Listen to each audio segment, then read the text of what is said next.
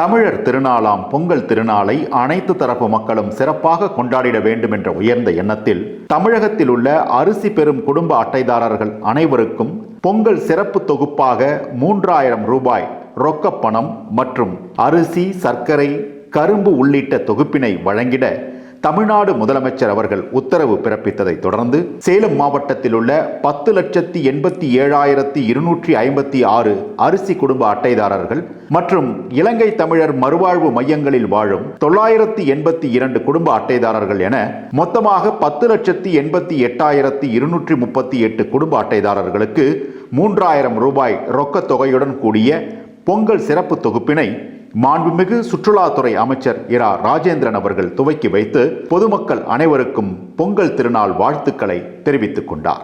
அனைத்து தரப்பு மக்களும் கொண்டாடும் தமிழர் திருநாளாம் பொங்கல் திருநாளை சிறப்பாக கொண்டாட ரொக்கப்பணம் மற்றும் அரிசி உள்ளிட்ட பல்வேறு பொருட்களை வழங்கிய மாண்புமிகு தமிழ்நாடு முதலமைச்சருக்கும், துணை முதலமைச்சருக்கும், சுற்றுலாத்துறை அமைச்சருக்கும் சேலம் மாவட்ட மக்கள் தங்களது நெஞ்சார்ந்த நன்றிகளை தெரிவித்தனர். சுற்றுலாத்துறை அமைச்சர் அவங்க தொகுதியிலிருந்து பேசுகிறேன். முதல்வர் ஐயா பொங்கலுக்காக சிறப்பு தொகுப்பும் பணம் 3000 ரூபாயும் கொடுத்துருக்காரு. அறிவிச்சென்னையிலேருந்தே நல்லா சந்தோஷமாக இருக்குது. ஐயா இப்போ சுற்றுலாத்துறை அமைச்சர் எங்களுக்கெல்லாம் வழங்கிட்டு போனாங்க. பொங்கல் பரிசுலாம் நாங்கள் வாங்கியிருக்கிறோம். ரொம்ப சந்தோஷமாக இருக்குது. ஐயாவுக்கு நன்றி. ரொம்ப நன்றிங்க முதல்வர் ஐயாவுக்கு.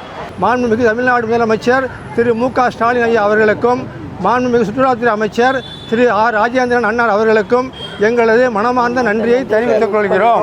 அனைத்து தரப்பு மக்களின் தேவைகளை அறிந்து திட்டங்களை தீட்டுவது மட்டுமல்லாமல் நமது தமிழ் பாரம்பரிய திருநாளை அனைவரும் மகிழ்ச்சியோடு கொண்டாடிட வேண்டும் என்பதே திராவிட மாடல் அரசின் எண்ணமாக உள்ளது.